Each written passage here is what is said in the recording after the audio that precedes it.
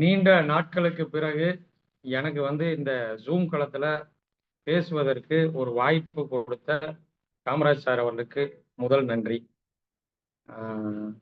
அதாவது இந்த ஆர்சிஎம் என்ற இந்த மாபெரும் களத்தை எனக்கு கொடுத்த என்னுடைய சகோதரர் திரு குமரேசன் அவர்களுக்கு, என்னுடைய அண்ணன் அவருக்கு முதல்ல இந்த நேரத்தில் நான் என்னுடைய நெஞ்சார்ந்த நன்றியை வந்து தெரிவிச்சுக்கிறேன். ஏன்னா அவர் சொல்லலை அப்படின்னா இந்த ஆர்சிஎம்ங்கிற களம் எனக்கு கையில கிடைச்சிருக்காது.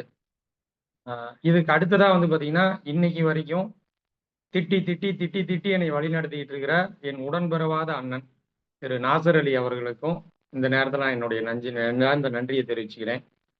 இதுக்கு அடுத்ததா எப்பவுமே என்னை வந்து வேற நபர் அப்படின்னு எண்ணாம தன்னுடைய குடும்பத்துல ஒருத்தரா எல்லா விஷயத்தையும் என்கிட்ட ஷேர் பண்ணிட்டு நீங்க சீக்கிரம் மேல வரணும், நீங்க ஒரு நல்ல இடத்துக்கு வரணும் அப்படின்னு என் மேல ரொம்ப காமராஜ் சாருக்கு இந்த நேரத்துல என்னுடைய நன்றியை நெஞ்சார்ந்த நன்றியை தெரிவிச்சுக்கிறேன். உறவுகள் எல்லாத்துக்கும் வந்து மிகப்பெரிய ஒரு வாய்ப்பு அப்படிங்கிறது இந்த ஜூம் கருத்தரங்கம் தான். இன்னைக்கு பாத்தீங்க அப்படின்னா எத்தனையோ விஷயங்கள் வந்து வெளியில நடந்துகிட்டு இருக்கு. ஆனா இந்த ஜூமை இது வரைக்கும் கிட்டத்தட்ட 1810வது கருத்தரங்கம். எவ்வளவு பெரிய விஷயம் அது இல்லைங்களா? அந்த 1810 அப்படிங்கிறது பார்த்தா நம்பர் மாதிரி தெரியும். ஆனா இதுல எத்தனை வெற்றியாளர்கள், எத்தனை சாதனையாளர்கள், எத்தனை வந்து பார்த்தீங்க அப்படின்னா பணத்துல வளம் பெற்றவங்க, உடல் நலத்துல ஆரோக்கியம் பெற்றவங்க அப்படின்னு எடுத்துக்கிட்டா அது வந்து கணக்கே சொல்ல முடியாது. அந்த மாதிரியான ஒரு பிளாட்ஃபார்ம் தான் இந்த களம். அப்பேற்பட்ட இந்த களத்தை இன்னைக்கு வரைக்கும் சிறப்பா எல்லாருமே கலந்துகிட்டு இருக்கீங்க. நான் கொஞ்ச நாள் நடுவில் எல்லாம் கொஞ்சம் வெளியில போயிருந்தேன், என்னுடைய வேலை பளு. அதனால சார் அடிக்கடி கேட்பாரு, என்னுடைய வேலை பளுவில் நானும் அவரை தட்டி கழிச்சுக்கிட்டே இருந்தேன். ஆனா இன்னைக்கு ஒண்ணுமே பண்ண முடியாதுன்னு கவுத்தை எடுத்து போட்டு இழுத்து கொண்டு நீ பேசியே ஆகணும் அப்படின்னு உட்கார வச்சுட்டாரு. என்னாலையும் தட்ட முடியல. அதனால இன்னைக்கு வந்து இந்த களத்துல எனக்கு இந்த பேச வாய்ப்பு கொடுத்த, இதை கேட்க வந்திருக்கிற அத்தனை உறவுகளுக்கும் என்னுடைய நெஞ்சார்ந்த நன்றிகள். ஆர்சிஎம் அப்படின்னு எடுத்துக்கிட்டோம் அப்படின்னா இது எப்போ ஆரம்பிச்சது, இது எங்க இருக்கு, இதெல்லாம் நிறைய கேட்டுட்டோம். யார் ஆரம்பிச்சாங்க, நம்ம இதுல எப்படி நடந்துகிட்டு இருக்கு, எங்கெங்கெல்லாம் இதனுடைய நிறுவனங்கள் இருக்கு, எங்கெங்கெல்லாம் குடோன் இருக்கு, டெப்போ இருக்கு, இது எல்லாம் நம்ம வந்து நிறைய மீட்டிங்ஸ்ல கேட்டுட்டோம் அப்படின்னு நம்ம நினைக்கிறோம். ஆனா வந்து கேட்க கேட்க கேட்க கேட்க தான் நமக்கு இன்னும் மெருகாகும். பார்க்க பார்க்க தான் நமக்கு பிடிக்கும். படிக்க படிக்க தான் நமக்கு தெளிவு பிறக்கும் அப்படின்னு சொல்லுவாங்க. அது மாதிரி இந்த நிறுவனத்தை மிக சிறப்பா நம்ம கையில எல்லாம் இந்த ஒரு வரத்தை கொடுத்து, நீங்க எல்லாரும் முதல்ல ஆரோக்கியமா இருங்க. அந்த ஆரோக்கியமா இருந்தீங்கனாலே உங்களால பணம் சம்பாதிக்க முடியும்.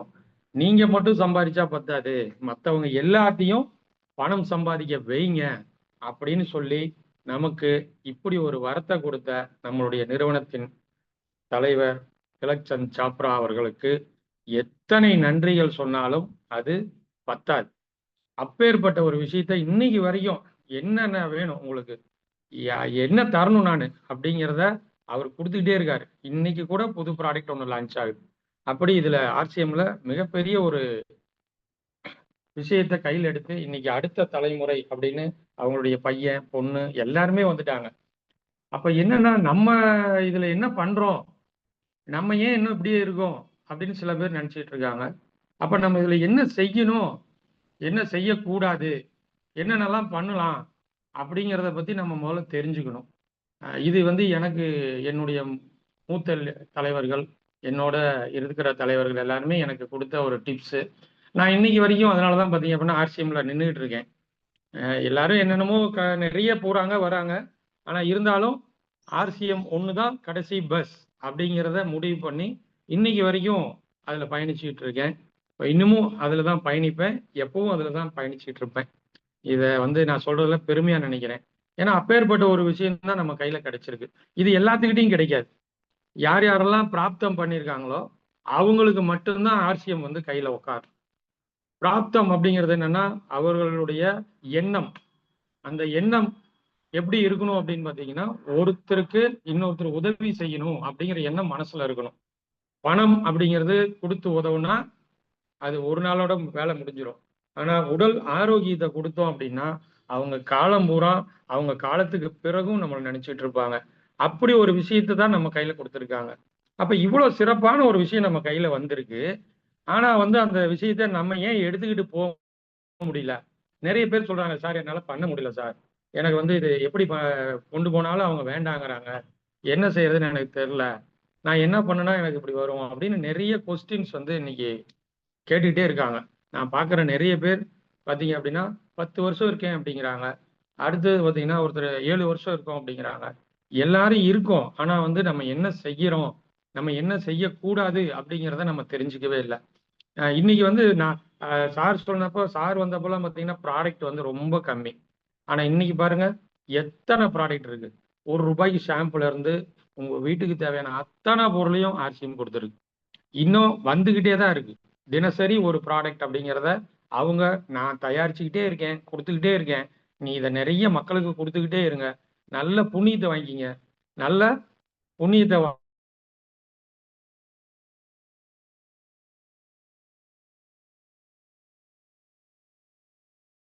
அப்ப நம்ம என்னெல்லாம் செய்யணும் அப்படின்னு பார்த்தீங்கன்னா, நம்ம எப்பவுமே முதல்ல எடுத்தோனே உற்சாகமா நம்ம இருக்கணும். நம்ம நம்ம மனச எப்பவுமே உற்சாகமா வச்சுக்கணும். அதே மாரி நம்ம போகக்கூடிய எந்த இடங்களா இருந்தாலும் சரி, எதா இருந்தாலும் சரி, அதை எல்லாமே நம்மளுடைய உல்லாசமா மனசுல நெனச்சுக்கணும். அதுக்கப்புறம் என்னன்னு பார்த்தா, அ நமக்கு ஒரு தெளிவான ஒரு உறுதி இருக்கணும். நம்ம இதுதான் பண்ண போறோம் அப்படிங்கிற ஒரு தெளிவு இருக்கணும். அதுல உறுதியா இருக்கணும். அது எந்த இதுல வேணாலும் இருக்கலாம். ஆர்சிஎம்னு இல்ல. பொதுவாவே எல்லா விஷயத்திலயும் அது வேணும். ஆனா அதுல ஆர்சிஎம்ல இருந்தது அப்படின்னா, நம்மளுடைய வெற்றிங்கிறது சீக்கிரமா நம்ம கையில கிடைக்கும். அதே மாரி யார்ட்ட பேசினாலும் சரி, அடடா! இவரு என்ன பேசப் போறாரு அடுத்தது? என்ன சொல்லப் போறாருன்னு தெரியலையே! அப்படிங்கிற மாரி அவருடைய ஆர்வத்த தூண்டுற மாரி நம்ம பேசணும். அவங்க நம்ம பேசுறத கேட்கணும். என்னடா இவன் பேசுறான் அப்படின்னு சலுப்பாகக்கூடாது. அந்த மாரி எந்த விஷயம் வேணாலும் பேசலாம். எடுத்த உடனே ஆர்சிஎம் பேசணுங்கிற அவசியம் இல்ல. நீங்க வேற ஏதாவது நெறைய விஷயங்கள பேசிட்டு கூட, கடைசியா முடிக்கும்போது ஆர்சிஎம் முடிச்சுட்டு தான் நீங்க வெளியில வரணும். அப்படி இத நம்ம செய்யலாம். அதே மாரி நேரம். அத நிர்ணயிக்கிறதுல வந்து நம்ம ரொம்ப கவனமா இருக்கணும். இப்ப நம்ம வந்து ஒருத்தருடைய நல்ல பிஸியான டைமா இருக்கும். அந்த டைம்ல போய் அவங்கள போய் நம்ம வந்து பேசுறதுக்கு கூப்பிட்டோம் அப்படின்னா, அவங்க என்ன சொல்லுவாங்க? "சார் இல்ல சார் எனக்கு டைம் இல்ல கொஞ்சம். நான் ஈவினிங் தான் வருவேன்." அப்படின்னு நம்மள கட் பண்ணுவாங்க. அப்ப அந்த நேரத்த நம்ம வந்து முதல்ல டிசைட் பண்ணணும். இவங்க கிட்ட இப்ப பேச போறோம். அப்ப அதுக்கு என்ன நேரம் அப்படிங்கிறத அவங்க கிட்ட இருந்தே நம்ம கேட்டு வாங்கணும். நம்ம சொல்லக்கூடாது. நம்ம நெனச்ச நேரம் போய் பேசக்கூடாது. அப்ப இந்த நேர நிர்ணயம் அப்படிங்கிறதுல ரொம்ப கவனமா இருக்கணும். அப்ப அவரு ஏதாவது ஒரு கேள்வி கேட்டாருன்னா, அந்த கேள்விக்கு நம்ம கேள்வியாலேயே பதில் சொல்லணும். அவர் கேட்கிற கேள்விக்கும் நம்ம கேள்வியிலேயே ஒரு பதில் சொல்லணும். இப்படியெல்லாம் நம்ம செய்யணும். இது எல்லாத்துக்கும் மேல பார்த்தீங்கன்னா, ஒரு மிகச்சிறந்த ஒரு இது என்னன்னா, உண்மையா இருக்கணும். நம்பிக்கையா பேசணும். நம்ம எதையுமே எக்ஸ்ட்ராவா சொல்லக்கூடாது. இதுல என்ன சொல்லியிருக்கோ, அத மட்டும் தான் சொல்லணும். அதுதான் அவங்களுக்கு நம்பிக்கைய குடுக்கும். அந்த நம்பிக்கையோட தான் நீங்களும் நம்மளும் பேசணும். இந்த இந்த இதெல்லாம் நம்ம செஞ்சோம் அப்படின்னா அப்படின்னு பார்த்தீங்கன்னா, கண்டிப்பா அவங்கள வந்து நம்ம கொண்டு வர முடியும். ஆர்சிஎம்ங்கிற ஒரு களத்துக்குள்ள அவங்கள தாராளமா கொண்டு வர முடியும். அப்போ ஒரு பணம் அப்படிங்கிறது இன்னைக்கு வேணும். பணம் அவசியமா? பணம் மட்டும் வாழ்க்கையா? அப்படின்னா, பணம் இல்லாமயும் வாழ்க்கை இல்ல. பணம் வேணும். அதாவது நமக்கு பணமும் வேணும், நலமும் வேணும். அப்ப இது 2ம் எங்க கிடைக்கும்? அப்படிங்கிற விஷயத்த ஆர்சிஎம்ல கிடைக்குங்கிறத அவங்களுக்கு நம்ம நாசூக்கா அவங்களுக்கு உணர்த்தணும். பணத்த பத்தி மட்டுமே பேசக்கூடாது. எடுத்தோனே பிளான போட்டு இங்க லட்சம் வரும், அங்க வரும், இங்க வரும், இங்க வரும், பின்னு வரும். இதெல்லாம் பேசுறது பேசணும். என்ன அளவா பேசணுமோ அத நம்ம பேசலாம். அடுத்தது பார்த்தீங்கன்னா, நம்ம அவங்கள போய் சந்திக்கும்போது, நம்மளுடைய மனைவியோட போய் சந்திக்கணும். அல்லது அவங்க நம்மள சந்திக்க வந்தாலும், நீங்க தனியா வராதீங்க. தயவு செஞ்சு உங்களுடைய வீட்டுக்காரம்மாவையும் கூட்டிட்டு வாங்க. வீட்டுக்காரம்மா இருந்தாங்கன்னா, "அக்கா நீங்க வரும்போது உங்க அண்ணனையும் கூட்டு வாங்கக்கா, வீட்டுக்காரரையும் கூட்டிட்டு வாங்கக்கா" அப்படின்னு அவங்க கிட்ட நம்ம சொல்லணும். அப்போ இந்த மாரி எல்லாம் வந்து விஷயங்கள நம்ம செஞ்சோம் அப்படின்னா, நிச்சயமா நமக்கு அதுக்கு உண்டான பலன் நிச்சயமா கிடைக்கும். அதே மாரி இதுல செய்யக்கூடாதது என்ன அப்படின்னு பார்த்தா, அதுல ஒரு சில பாயிண்ட்ஸ் எல்லாம் இருக்கு.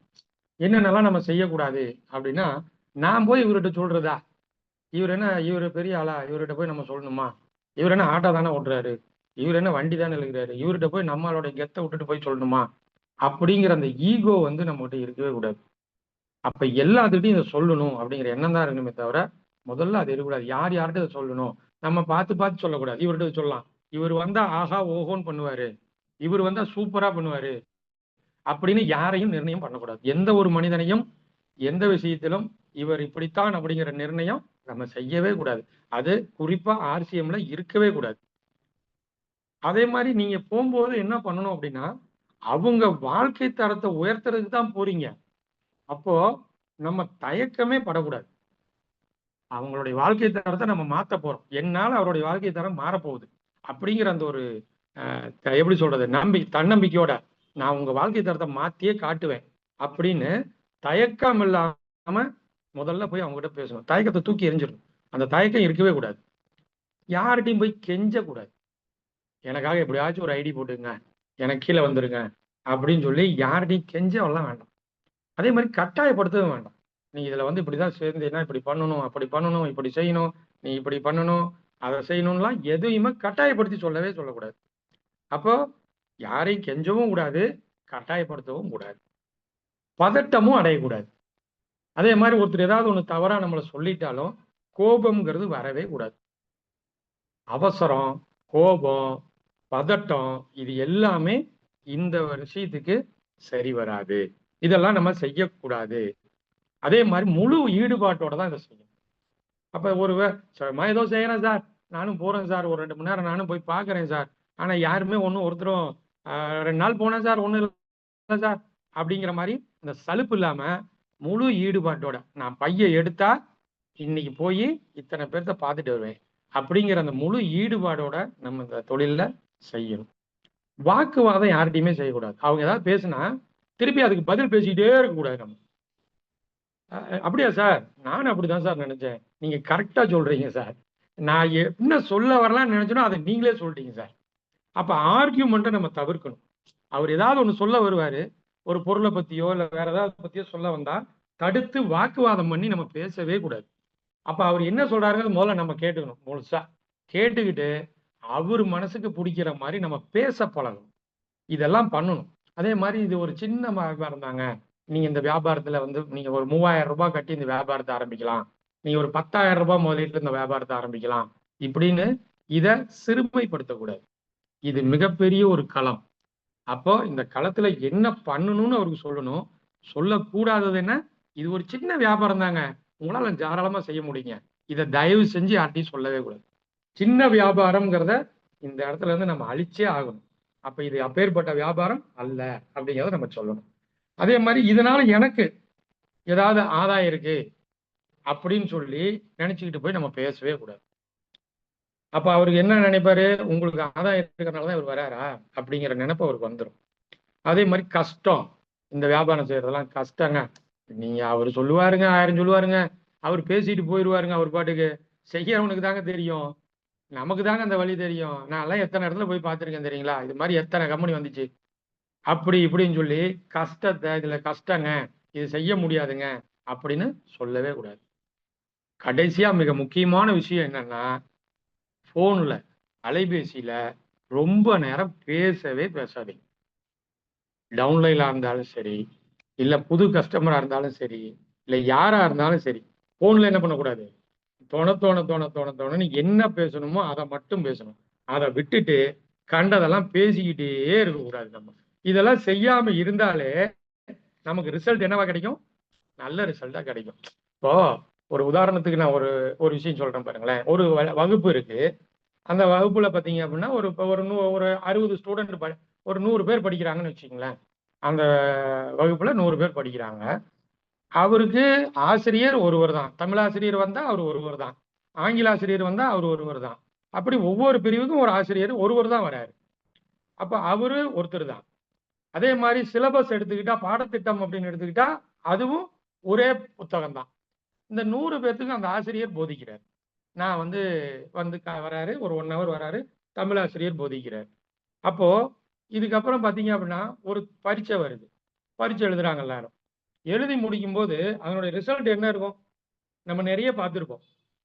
அந்த 100 பேர்த்துல ஒரு 20 பேர் பாத்தீங்க அப்படின்னா ஒரு நல்ல மதிப்பெண் வச்சிருப்பாங்க, ஃபர்ஸ்ட் ரேங்க்ல வருவாங்க. அந்த 20 பேர் அவெல்லாம் பார்த்தீங்கன்னா எபவ் 75க்கு மேலே 100க்குள்ளே இருக்கிறவங்களாம் வந்துடுவான்.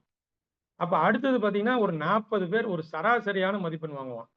எப்படி அந்த 70லேருந்து ஒரு 40 டு 70 இப்படி அந்த சராசரி மதிப்பெண் வாங்குறவங்க ஒரு 40 பேர் வந்துருவாங்க. இன்னொரு 20 பேர் பார்த்தீங்கன்னா ஜஸ்ட் பாஸ் 35 மார்க் நான் வாங்கியிருப்பான். மீதி 20 பேர் ஃபெயில் ஆயிருப்பான். இது யார் குற்றம்? ஆசிரியருடைய குற்றமா? இல்ல பாடத்திட்டத்தினுடைய குற்றமா? அப்ப அந்த மாணவன் எந்த மாணவன் சிறப்பா கவனிச்சாரோ, எந்த மாணவன் நல்லா திரும்ப திரும்ப அந்த கேள்வியை கேட்டு அதற்கான விடையை கேட்டு வாங்கிட்டாரோ, அவரு முதல் 20ல வந்துருவார். கொஞ்சம் கவனக்குறைவா கேட்டுட்டு அதை திருப்பி கேட்டா, ஐயோ வாத்தியார் நம்மள ஏதாவது நினைச்சுக்குவாரோ, நம்ம போய் இதை கேட்டா நம்மள ஏதாவது ஏடா கிளாஸ் ரூம்ல நீ எல்லாம் கேட்கலையாடா அப்படின்னு கேட்டுருவாரோ அப்படின்னு நினைச்சுக்கிட்டு தயக்கத்தோட இருக்காம பாருங்க, அவன் தான் அந்த 40%. அந்த 40% நபர்கள் அவங்க தான். இந்த 20 பேர் என்ன தெரியுங்களா, வந்ததை எழுதுவான், நினைச்சா எழுதுவான், நினைக்கலையா விட்டுருவான். அவன் ஜஸ்ட் பாஸ் போயிட்டே இருப்பான். இந்த ஃபெயில் ஆனவங்க இருக்காங்க பாருங்க, அவங்க எதையுமே அவன் கண்டுக்க மாட்டான். அப்போ ஆசிரியர் வந்து எல்லாத்துக்கும் ஒண்ணுதான் நடத்துறாரு. அப்ப இது மாதிரி இன்னொன்னு கூட சொல்லலாம். விவசாயத்தை எடுத்துக்கங்க. இன்னைக்கு விவசாயி வந்து நிலத்தை பண்பட்டு உழுது தண்ணி பாய்ச்சி எல்லாம் பண்ணிட்டு விதையை தூவும்போது எல்லா விதையும் பயிராகும் அப்படின்னு நினைச்சா அவர் விதைக்கிறாரு இல்லையே. அப்போ இதுல நம்ம எல்லாத்தையும் விதைப்போம், அதுல வர்றதை காப்பாத்தி வளர்த்துவோம். இதுதானே, இதுதான் இந்த வியாபாரத்துக்கும் தேவை. அப்போ நம்ம நிறைய விதைகளை விதைச்சுக்கிட்டே இருக்கணும். அந்த விதைகள் என்னைக்கு வந்து முளைச்சு அது ஒரு மிகப்பெரிய ஒரு பயிரா வருதோ அது வரைக்கும் நம்ம என்ன பண்ணணும், இத விதைச்சுக்கிட்டே தான் இருக்கணும். அப்ப நல்ல தலைவர்கள் நமக்கு கீழே வர்ற வரைக்கும் இதுல நம்ம பேஸ் உருவாக்கிக்கிட்டே இருக்கணும், போய்கிட்டே இருக்கணும், துவண்டு போகக்கூடாது. அப்ப எனக்கும் நல்ல பயிர் வரும் அப்படிங்கிற அந்த நம்பிக்கை வேணும். அந்த நம்பிக்கை இருந்ததுன்னா நமக்கு சிறப்பா இருக்கும். இதெல்லாம் வந்து அடிப்படையில நான் தெரிஞ்சுக்கிட்ட விஷயங்கள். அடுத்தது ஒரு 3 விஷயம் இருக்கு. நான் எதுக்கு அவங்கள எப்படி எதற்காக தொடர்பு கொள்ளணும், நான் ஏன் அவங்கள போய் தொடர்பு கொள்ளணும், எப்படி வந்து நான் அவங்கள வந்து கூப்பிடுறது, எதுக்கு கூப்பிடணும், எப்படி கூப்பிடுறது. அப்போ எல்லாம் கூப்பிட்டாச்சு, அதுக்கப்புறம் ஏன் வந்து நான் அவங்கள போய் பார்க்கணும், பேசணும், இப்படிங்கிற விஷயமெல்லாம் இதுல இருக்கு. இன்னைக்கு நிறைய பேச பேச பேச பேசதான் காசு கிடைக்கும்பாங்க. பேசினால் காசு அப்படின்னு ஒரு ஆடியோ கேசட்டே ஒருத்தர் போட்டிருந்தாரு. அப்ப எல்லாத்துக்கிட்டையும் பேசணும், யார்கிட்ட வேணாலும் பேசலாம். பேசுவதற்கு என்ன தயக்கம்? பஸ்ல போனா ஒரு 60 பேர் உட்காந்துட்டு போறோம் ஒரு பஸ்ல. ஆனா பக்கத்து சீட்ல இருக்கிறவர்கிட்ட கூட நம்ம பேசுறதுக்கு தயக்கப்படுறோம். அந்த தயக்கத்தை தூக்கி எறியணும். அப்ப அந்த பஸ்ல பயணம் பண்ணக்கூடிய அந்த 60 பேர்த்துக்கும் நீங்க ஒரு நல்ல விஷயத்த சொல்லலாம். நான் நிறைய இடத்துல அது மாதிரி சொல்லியிருக்கேன். புத்தக வியாபாரம் அப்படிங்கிறத நான் பண்ணினேன். அப்போ நான் அந்த தன்னம்பிக்கைங்கிற மாதத்துல நான் அப்படிதான் ப்ரொமோட் பண்ணேன். இன்னைக்கும் பண்றேன், ஆர்சிஎம் பண்றேன். ஆர்சிஎம் பத்தி பஸ்ஸுக்குள்ள ஒரு 5 நிமிஷம் டிரைவர்கிட்ட கேட்டுட்டு நான் பேசிக்கவா அப்படின்னு பேசிட்டு ஒரு 10 நிமிஷம் பேசிட்டு உக்காந்துக்குவேன். அதுல எனக்கு 26 பேர் எனக்கு கிடைச்சிருக்காங்க. அந்த மாதிரி பஸ்ல பேசுனதுல 26 நண்பர்கள் இன்னைக்கு ஆர்சிஎம்குள்ள இப்ப என்னோட டீம்ல இருக்காங்க. அப்ப இதெல்லாம் தான் வந்து நம்ம செய்யணும். இதெல்லாம் நம்ம செய்ய மாட்டோம் அப்படின்னு நினைச்சிட்டு இருக்கோம். 3வதா பாத்தீங்க அப்படின்னா நமக்கு நேம் லிஸ்ட் அப்படிங்கிறத ரொம்ப ரொம்ப ரொம்ப ரொம்ப மஸ்ட் வந்து நேம் லிஸ்ட். அப்போ எனக்கு இப்ப நான் ஒரு கல்யாணம் வைக்கிறேன் அல்லது ஒரு காது குத்து வைக்கிறேன், ஏதோ ஒரு விசேஷம் என் வீட்டுல வைக்கிறேன் அப்படின்னா அந்த விசேஷத்துக்கு நான் எத்தனை பேர்த்த இன்விடேஷன் கொடுப்பேன். அந்த லிஸ்ட் தேடி தேடி நம்ம மொபைல்ல இருந்து எடுப்போம். வீட்டுக்காரம்மா மொபைல்ல இருந்து அவங்க சொந்தத்தை எடுப்போம், பசங்களுடைய மொபைல்ல இருந்து அவங்க ஃப்ரெண்ட்ஸ் எடுப்போம், பிள்ளைகளுடைய மொபைல்ல இருந்து அவங்களுடைய ஃப்ரெண்ட்ஸ் எடுப்போம், அப்பாவோடைய ஃப்ரெண்ட்ஸ் எடுப்போம். இப்படி எத்தனையோ வகையில அந்த பத்திரிக்கைக்கு கொடுக்கறதுக்கு நம்ம நிறைய சிரமம் எடுத்து அதை ரெடி பண்ணி அந்த பத்திரிகையை கொண்டு போய் கொடுப்போம். எதுக்கு? அந்த ஒரு நாள் விசேஷத்துக்கு. ஆனா நம்ம வாழ்க்கை பூரா நல்லா இருக்கணும், அவங்களையும் நல்லா வச்சிருக்கணும் அப்படிங்கிற ஒரு எண்ணத்துக்கு நம்ம எவ்வளோ நேம் லிஸ்ட் ரெடி பண்ணணும். அதை நம்ம யாருமே செஞ்சோமா அப்படின்னு பார்த்தா செஞ்சிருக்கோம், முழுசா செய்யல. சும்மா ஒரு ஒரு ஒரு உதாரணமா சொல்ல போனா நான் ஒரு ஒரு இந்தந்த கேட்டகரியில ஒரு நேம் லிஸ்ட் ரெடி பண்ணலாம். ஒரு பேப்பர் எடுத்துக்கணும், ஆர்சிஎம்ல ஜாயின் பண்ண அடுத்த நாள் உக்காந்து இந்த என்னென்ன செய்யணும் செய்யக்கூடாதுங்கிறதெல்லாம் தெரிஞ்சுக்கிட்டு அதுக்கப்புறம் முதல் வேலை பேப்பர் எடுத்து மஞ்சள் தடவி விளையாட சொல்லி போட்டு ஆரம்பிச்சிடணும். என்னது? Name list. அப்ப அந்த நேம் லிஸ்ட் அப்படிங்கிறதுல உங்களுக்கு யார் முதல்ல ஞாபகத்துக்கு வராங்களோ, அந்த அந்த கேட்டகரியில ஃபர்ஸ்ட் எடுத்தோடனே யார் ஞாபகத்துக்கு வராங்களோ, ஒரு உதாரணத்துக்கு நான் சில விஷயங்கள்லாம் சொல்றேனே. யார் யார் லிஸ்ட் எடுக்கலாம் அப்படின்னு ஒரு உதாரணத்துக்கு சொல்றேன். முதல்ல நம்ம எடுக்க வேண்டியது டாக்டர். ஏன் ஏன் என்னடா எடுத்தோடனே டாக்டர் சொல்றீங்களே? அவர் தான் மருந்து கொடுக்குறாரு. நம்ம என்ன கொடுக்குறோம்? உணவை கொடுக்குறோம். உணவே மருந்துன்னு போட்டு அவர் மருந்து கொடுக்குறாரு. நம்ம உணவே மருந்துன்னு உணவையே கொடுக்குறோம். அதனால இன்னைக்கு பாத்தீங்க அப்படின்னா நிறைய இந்த கொரோனா காலத்துல எந்த ஹாஸ்பிட்டல்ல கூட்டம் இருந்துச்சு? ஒருத்தர் இடத்துலயும் கூட்டம் இல்லை. ஆனா கொரோனா முடிஞ்ச அடுத்த நாள்ல இருந்து எல்லா ஹாஸ்பிட்டலும் நம்பி வெளியுது. நான் 3 மாசம் ஆச்சு இன்னும் டெஸ்ட் பண்ண போகலன்னு ஒரு சுகர் டெஸ்ட்டுக்கு போற ஆள்லாம் நிறைய இருக்கு. அப்போ அவங்களுடைய மைண்ட் செட் அந்த அளவுக்கு மாத்தி வச்சிருக்காங்க. அப்ப இவங்களுக்கு முதல்ல புரிய வை. அப்ப முதல்ல டாக்டர்ஸ்க்கு நிறைய நமக்கு தெரிஞ்சு டாக்டர் அப்படின்னா நம்ம ஃபேமிலி டாக்டர்னு ஒருத்தர் போயிட்டு இருப்போம் ரெகுலரா. அவர் பேர் எழுதிக்கலாம்.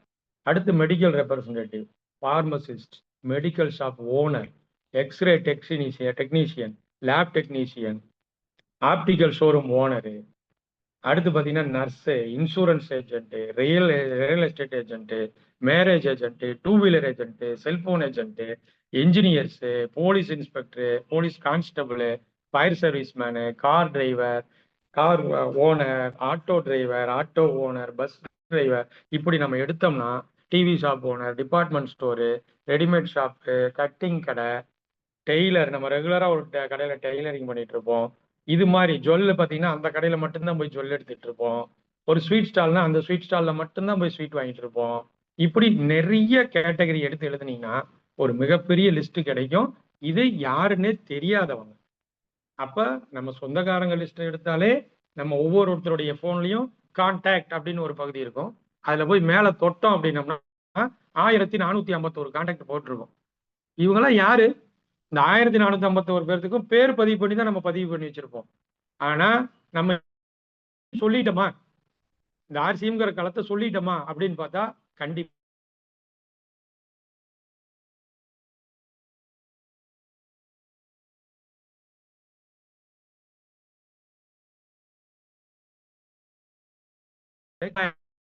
ஆளுக்கு ஒரு 1500 கான்டாக்ட். இந்த 3000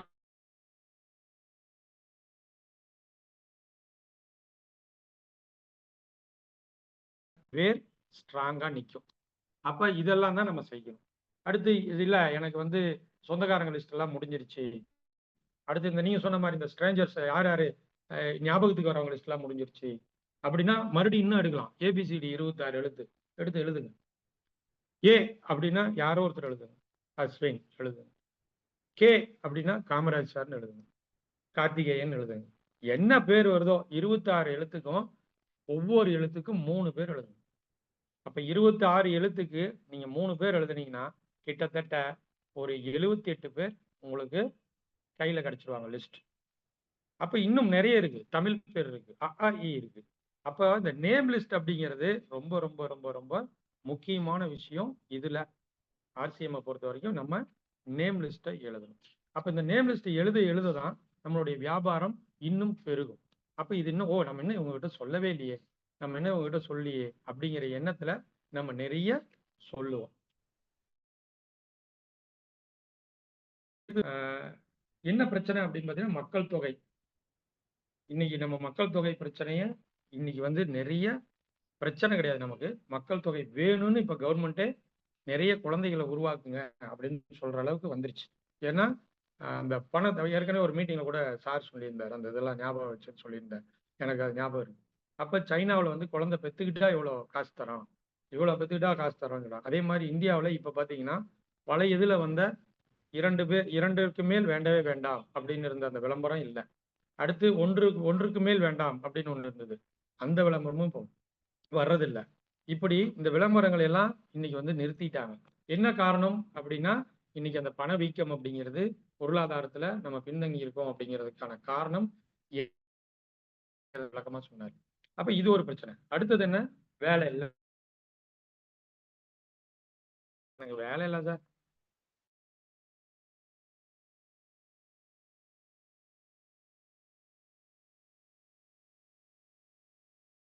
வேலை இல்லை வேலை இல்லை அப்படிங்கிற ஒரு விஷயம் இன்னைக்கு நிறைய இருக்கு. அப்ப இது ரெண்டுமே நமக்கு இன்னைக்கு ரொம்ப சாதகமான ஒரு விஷயம். எத்தனை பேர் வேலை இல்லைனாலும் நம்மளால வேலை கொடுக்க முடியுமா முடியாதா? தாராளமா கொடுக்கலாம். அப்ப அவருக்கு இதுக்கு ஆர்சிஎம் என்ன கேக்குது? படிப்பு கேக்குதா? இல்ல. வேற ஏதாவது முன் அனுபவம் கேக்குதா? இல்ல. எதுவுமே இல்ல. உனக்கு 18 வயசு ஆயிருக்கணும், அவ்வளவுதான். நீ 18 வயசு ஆயிருக்கு, பூர்த்தி ஆயிடுச்சா? நீ இந்திய நாட்டினுடைய பிரஜையா? அதே மாதிரி நீ இந்த மதத்தை சேர்ந்தவரா, இந்த ஜாதியை சேர்ந்தவரா, இதெல்லாம் எதுவுமே கேட்கல. அப்போ இப்படி ஒரு விஷயம் நமக்கு வந்து கிடைச்சிருக்கு. அப்போ இதெல்லாம் நம்ம வந்து எப்படி எடுத்துக்கணும் அப்படின்னு பாருங்க. அப்போ நம்மளுடைய வாழ்க்கை தரம் இதுல உயரப்போகுது, நம்மளுடைய கனவுகள் எல்லாம் நனவாக போகுது, நம்ம தலைமுறையோட நம்ம நல்ல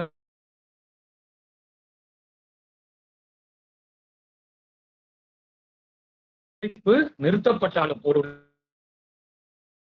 வருமானம் ஒரு விஷயம்தான் ஆர்சிஎம். அப்ப இதை நம்ம எப்படி செய்யணும்? இப்பேற்பட்ட ஒரு காலத்தை நல்ல ஆர்வமா, அன்போட, பண்போட, எல்லாத்திட்டையும் ஒரு பாசத்தோட, நீங்க பொறுமையா, விடாமுயற்சியோட, என்ன நடந்தாலும் சரி சகிப்புத்தன்மையோட தொடர்பு கொண்டு பாருங்க.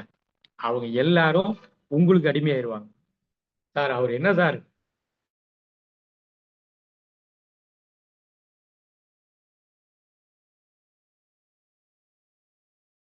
யாருக்காகவும் பண்றோம், எனக்காக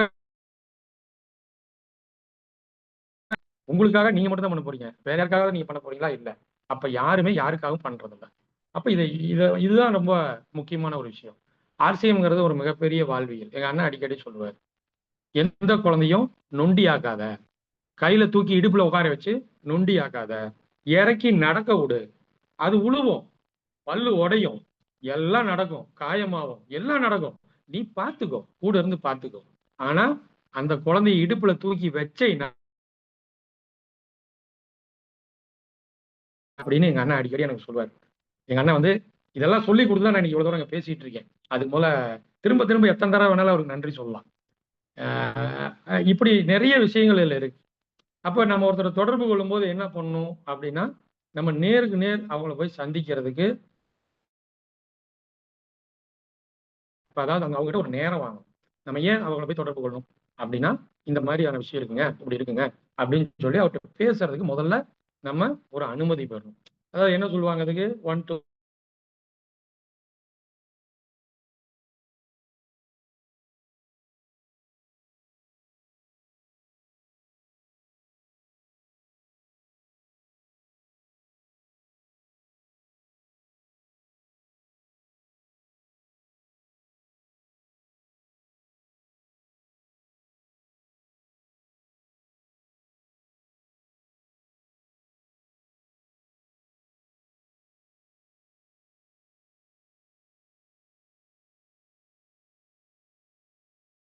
தோத்துட்டான் அதுல. அவனை போய் கேட்டா அவன் என்ன சொல்லுவான்? தோத்தவன் அவன் தோத்துட்டு நான் தான் தோத்துட்டேன்னு சொல்லுவாரா? கண்டிப்பா சொல்ல மாட்டார். சிறப்பா தான் சார் பண்ணேன். அது கம்பெனி சரியில்லைங்க சார், அது ப்ராடக்ட் சரியில்லைங்க சார். அப்போ குற்றத்தை பூரா தோத்தவன் என்ன சொல்லுவான்? அவன் ஒத்துக்கவே மாட்டான். நான் தான் தோத்துட்டேன், நான் கத்துக்கல, நான் செஞ்சுக்கல, நான் இதை பயன்படுத்தி பார்க்கல, இந்த பொருளை நான் வாங்கி பார்க்கல, உபயோகப்படுத்தல அப்படின்னு அவன் சொல்லவே மாட்டான். அப்ப நம்ம போய் யார்கிட்ட கேட்கணும்? ஜெயிச்சவங்க கிட்ட கேட்கணும். அந்த ஜெயிச்சவன்கிட்ட போய், சார் நீங்க எப்படி சார் இதுல ஜெயிச்சீங்க? அப்ப இதுல ஜெயிச்சவங்கன்னு எடுத்துக்கிட்டா எத்தனை பேர் நம்ம கூடவே இருக்காங்க, நம்ம பக்கத்திலேயே இருக்காங்க. அப்ப அவங்க கிட்ட நம்ம டெய்லி நம்மளுடைய ஷேரிங் அவங்க கிட்ட இருக்கணும். சார் நான் நீங்க எப்படி சார் அதை ஜெயிச்சீங்க? எப்படி சார் இந்த நிலைமைக்கு வந்தீங்க? நீங்க என்னென்னலாம் சார் பண்ணுனீங்க? அப்ப நீங்க இது இப்படிதான் பண்ணீங்களா? அப்படியா, ஓகே, நான் எனக்கு இதை சொல்லி கொடுங்க சார், எனக்கு இது தெரிய மாட்டேங்குது சார் அப்படின்னு ஜெயிச்சவர்கிட்ட போய் கேட்டோம்னா நம்ம ஜெயிக்கிறதுக்கான வழி அவர் சொல்லி தருவார். நம்மளும் ஜெயிக்கலாம். அப்ப தோத்தவங்க கிட்ட கேட்டோம்னா நம்மளும் தோத்துதான் போகணும். அப்ப இந்த ஜெயிச்சவங்க கிட்ட போய் சந்திக்கிறேன்னா எங்க சந்திக்க முடியும் அவங்கள? அதுக்காக இன்னைக்கு பாத்தீங்க அப்படின்னா ஒரு மிகப்பெரிய விஷயமா கம்பெனியே நிறைய முன் வந்துருச்சு. முதல்ல செமினாருக்கு போனா கேரளா போவோம். அது என்ன ஊரு? நானு காமராஜ் சார்லாம் என்னை கூட்டிட்டு போவார், கார்ல உட்கார வச்சு வாடா அப்படின்னு சொல்லி கூட்டு போவார். அவ்வளவு தூரம் போவோம். அங்க போனாதான் அந்த சாதனையாளர்களை எல்லாம் பார்க்க முடியும், அவங்க எல்லாம் பேச முடியும், போட்டோ எடுக்க முடியும். ஆனா இன்னைக்கு எல்லாமே எல்லா இடத்துலயும் நடக்குது, பக்கத்திலேயே நடக்குது. சொந்த ஊர்லயே நடக்குது அவங்கவுங்க ஊர்ல. ஆனா நம்ம அதை யாரும் பயன்படுத்திக்கிறதே இல்லை. அப்புறம் எப்படி நம்ம ஜெயிக்க முடியும்? ஒரு ஜெயிச்சவரை போய் பார்க்கறதுக்கே நம்ம யோசிச்சா நம்ம எப்படி போய் ஜெயிக்கிறது? அப்போ இந்த பில்டிங் செமினார்ஸ் அப்படின்னு சொல்லக்கூடிய இந்த ரேலி செமினார்ஸ் அப்படின்னு சொல்லி நடத்துறோம். இப்போ ஈரோட்ல போன இந்த மாதம் வந்து நம்மளுடைய மென்டார் மகாகுரு அவருடைய ப்ரோக்ராம் வச்சிருந்தார், சார் வச்சிருந்தார். ஈரோட்டுக்குள்ள இருக்கிறவங்க நிறைய பேர் வரல, ஆனா தென்காசியில இருந்து வந்திருந்தாங்க.